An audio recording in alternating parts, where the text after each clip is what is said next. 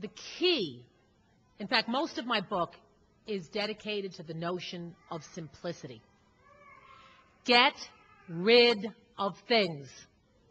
Every American has so many things. You know, we have a little apostolate in our family. We call it the white tornado. I'm not going to tell too many of you of it because you'll all call me up. But if we know somebody who's sick, maybe she had a miscarriage, she's in the hospital, we had a friend that had chemotherapy for cancer, we go over and clean their house up. Because our feeling is the six of us doesn't take us that long. It's not as heroic as you'd think.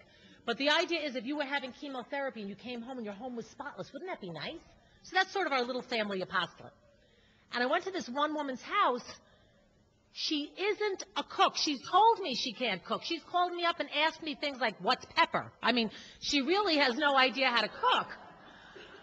But on her counters she had a rice maker, she had a toaster, she had a toaster oven, she had a microwave, she had a crock pot. She never uses any of these things. They just get dusty on her counter and greasy, and she has to clean them, and they just sit there.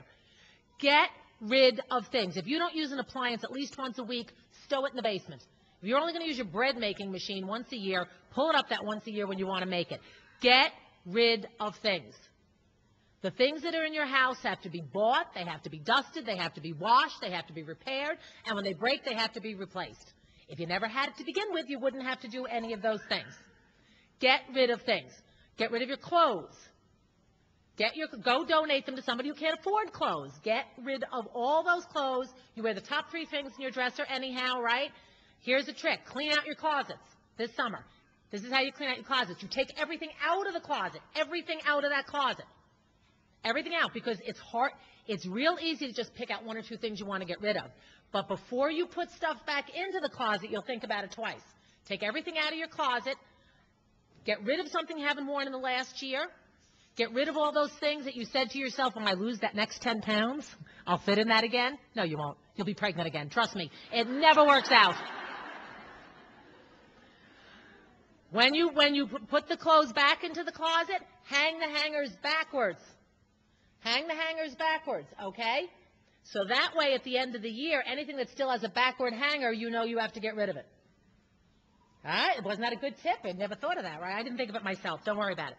Pitch paper. Pitch paper.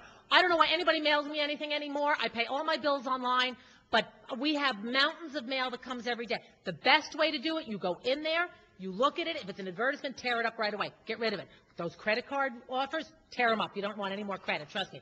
Tear them up. Get rid of it.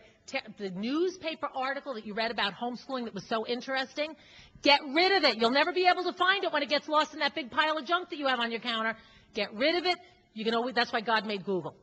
If he didn't want you to find old articles, you wouldn't have the internet. So get rid of the clutter in your life. Get rid of everything.